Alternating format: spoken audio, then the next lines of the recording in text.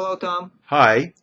We continue our series of English lessons, Speak Like President. And to watch him go through the 92 campaign or his presidency being mischaracterized or people saying ugly things about him really hurt. Mischaracterized means to talk about something or some person in a way that would suggest that they are usually something negative, different than the way that they present themselves. So someone might do something wrong, and then to them, what they did might get mischaracterized as being criminal, or somebody might say something what they think it's in fun, and then it gets mischaracterized as something mean or evil. So people will typically defend themselves by saying that they've been mischaracterized, that a more friendly interpretation of what they've done or their personality would lead to a different conclusion. So it's a nice diplomatic way of saying someone is a liar. You can say, well, I was mischaracterized by this person. Exactly. Or somebody could, in a let's say a job interview, you could say that my achievements have been mischaracterized. That Right. I actually did make a contribution, but these other people are trying to make it sound like I didn't contribute. Were you that bad of a drunk? Not too bad. I wasn't knee. Well, I wasn't knee walking, if that's what you mean. In this case, knee walking refers to someone that gets so drunk they can't even walk.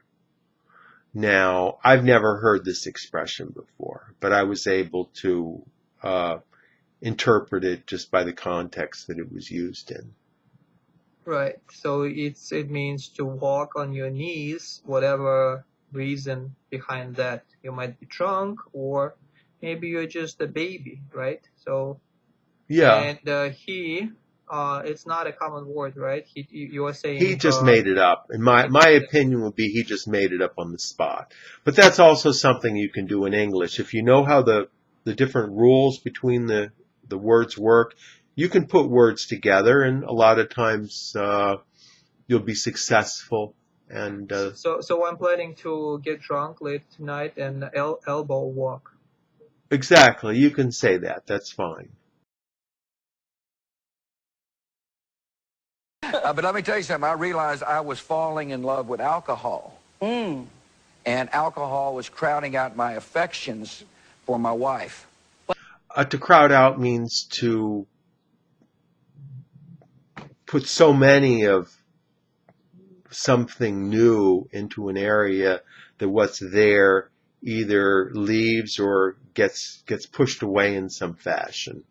For example, in a garden, the weeds can crowd out the flowers.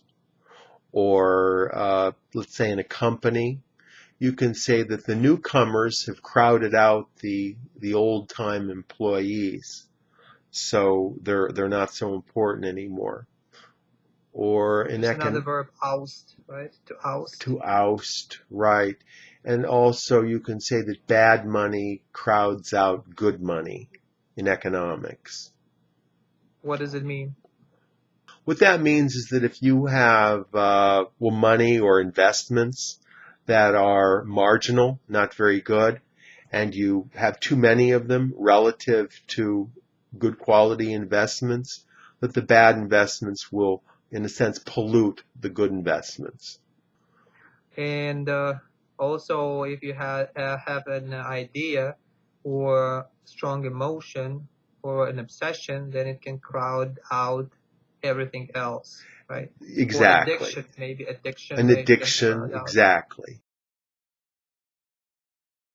It was that 40th birthday that did it for you. Yeah, I was drunk as a skunk in the Broadmoor Hotel. Yeah, yes. That's an alliteration. Skunk rhymes with drunk. Skunk is generally considered to be a negative animal, somewhat offensive.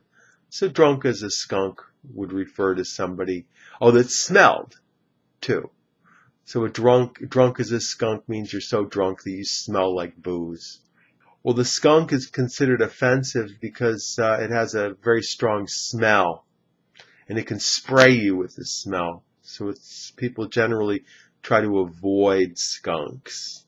So you don't want to have a skunk as your pet. Generally, I don't think you'd want a skunk as a pet, or you'll try to stay away from a skunk. And what is alliteration? Alliteration is where a sound is repeated in some fashion. It could be either the consonant repeats itself, or it could be something that rhymes or something that's close to a rhyme. Right? Cool as a cucumber is a good example.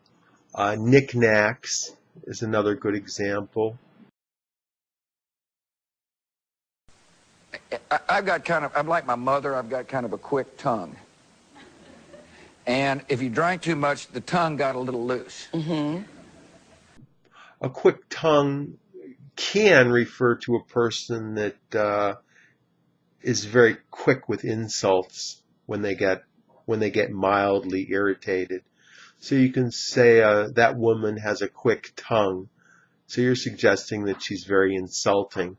A quick tongue can also refer to somebody that's witty, where if you say something to them, they will instantly say something back to you that's very clever and witty. So generally people don't like to mess with people who have quick tongues because they're usually very, very witty and smart with what they say. And well-spoken. And well-spoken too. And another expression that comes to my mind is silver tongue. A silver tongue, that's similar. That refers to someone that is more smooth talking. And eloquent. And eloquent, for example. And also a little bit sneaky, a little bit snake-like. For example, Bill Clinton. That's Slick Willie. Slick Willie was known to have a silver tongue. And largely what happened with him is most people became convinced that whatever he said, he was trying to fool them in some way. So this actually became a negative for Clinton, that he was so well spoken that people didn't trust him. Okay. So that's all for today. And Tom is ESL tutor. He teaches English in the United States and also all over the world using Skype. And you can be reached at your website, which is ESL-fullspeedahead.com.